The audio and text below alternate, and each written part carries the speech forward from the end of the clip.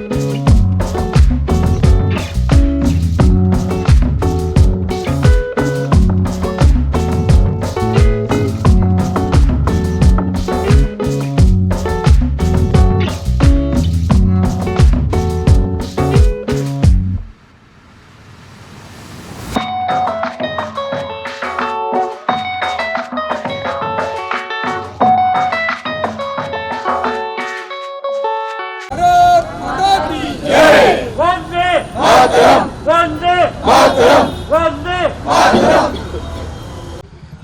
Sir क्या कुछ कहना चाहेंगे आज के कार्यक्रम को लेकर शुभारंभ किया गया चौक का, क्या कुछ कहना चाहेंगे? आज हमारे लिए बहुत खुशी का मौका है।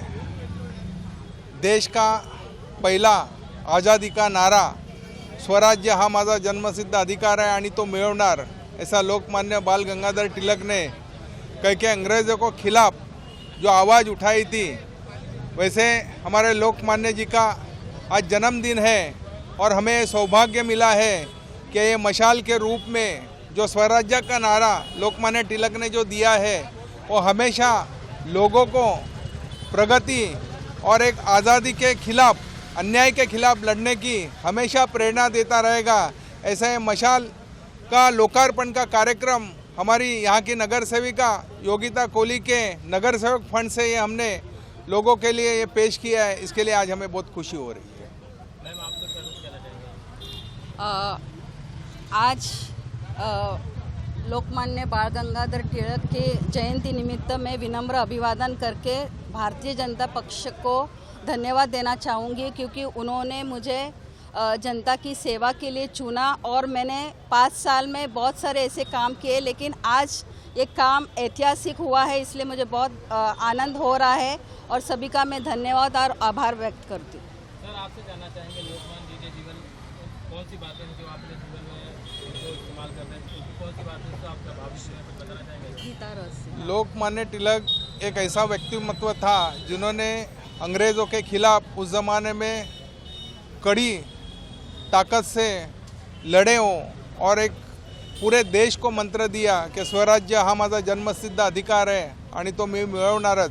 ऐसे लोकमान्य तिलक ने आज जो आप गणपति सब मना रहे हैं, सार्वजनिक गणपति मना रहे हैं, वो लोकमान्य तिलक की देन है। उस ज़माने में उन्होंने लोग सब इकट्ठा होने चाहिए, संगठित होने चाहिए और जन जन तक ये आज़ादी का आंदोलन पहुंचना चाहिए। उन्होंने उसकी शुरुआत की, उन्होंने शिव जयंती की शुरुआत की। और लोकमान्य तिलक के बारे में अगर कहना चाहेंगे तो उन्होंने उस ज़माने में काफ़ी कम प्रिंट मीडिया निकलते थे, पेपर निकलते थे। उस ज़माने में उन्होंने केसरी और मराठा जैसे पेपर, न्यूज़पेपर शुरू किए और लोगों को आज़ादी के बारे में एक नई प्रेरणा देने का उन्होंने काम किया। साथ ही साथ जब उनके ऊपर देशद्रोह का खटला चला, मुकदमा चला, तब उनको सज़ा हो गई, 6 साल की सज़ा हो गई। मंडाले के वो ब्रह्मदेश में मंडाले करके जो कारागृह है उसमें वो रहे और हमें उस ज़माने में उन्होंने एक गीता रहस्य का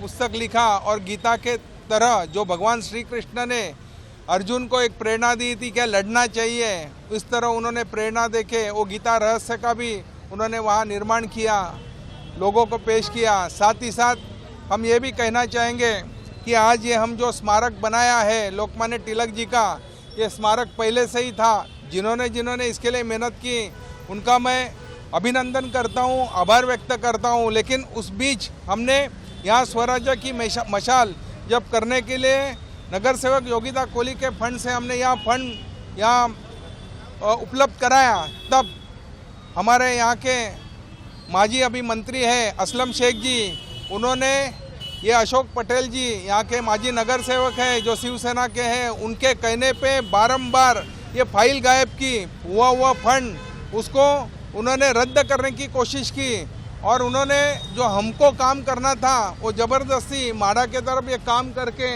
उन्होंने करने की कोशिश की। लेकिन जब हमने ये प्रस्ताव लाके यहाँ मशाल ये करने का ये किया, हमको उन्होंने उद्घाटन करने नहीं दिया, बार बार रोका, लाइट का बिजली का कनेक्शन लेने से हमको रोका गया। एजुकेशन कमेटी में उन्होंने बोल के ये प्रस्ताव पास नहीं करने दिया क्योंकि बाजू में स्कूल है, स्कूल से लाइट का केबल आ रहा था। और एक आप समझ सकते हैं एक मंत्री पद पे रहने वाला आदमी इतने जब नीचे गहराई पे गिरता है, तो मैं आपके मीडिया के माध्यम से जनता तक ये आवाज़ पहुंचाना चाहता हूं कि ये मशाल का हमने जो किया था निर्माण, ये बराबर बीचों बीच था और असलम शेख जी का नाम सिर्फ हम ये मशाल के कारण दिखेगा नहीं, उसके लिए उन्होंने ये किसी भी हालत में होना नहीं चाहिए ऐसे बीएमसी अधिकारी को चेतावना दी।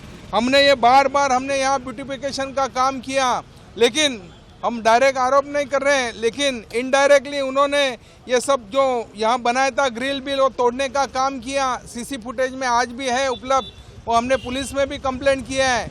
आज हमें खुशी है कि लोकमान्य बाल गंगाधर तिलक जी का आज जन्मदिन है और वो जन्मदिन के मौके पे आखिर में हम सक्सेस हुए और ये आज लोकार्पण का कार्यक्रम हो रहा है। सर, जैसे कि आपने कहा कि आपने कई कार्य करना चाहा लेकिन आपको रोका गया है, तो क्या सरकार बदलने से जो काम आपको रोका गया पूरा करेंगे जल्द से जल्द? निश्चित ही सरकार बदलने के बाद एक ये हिंदू के हित की सरकार है, हिंदू के बारे में सोचने वाली सरकार है। आपने पिछले 2 साल में देखा होगा कि सरकार के कार्यकाल में गणपति मनाने में उन्होंने रोक टोक लगाई थी, दही हंडी मनाने में रोक टोक लगाई थी, नवरात्र जो सेलिब्रेशन होता था बरसों से उसके लिए रोक टोक लगाई थी। लेकिन हमें एक गर्व है और अभिमान भी है, जब से ये एकनाथ शिंदे जी की और देवेंद्र फडणवीस जी की जो सरकार बनी है, वो सरकार ने आते ही घोषणा कर दी कि जिस तरह गणपति उत्सव, जिस तरह दही हंडी सेलिब्रेशन हो रहा था उसके ऊपर कोई पाबंदी नहीं, कोई निर्बंध नहीं, आप धूम धड़ाके से हिंदू धर्म के जो भी त्यौहार है आप मना सकते हो और काफ़ी अच्छी तरह आने वाले समय में हिंदुओं को एक आज़ादी मिलेगी और हम लोग ये त्यौहार मनाएंगे, हमको ऐसी खुशी है। मैम, आपने भी कई भी महानगर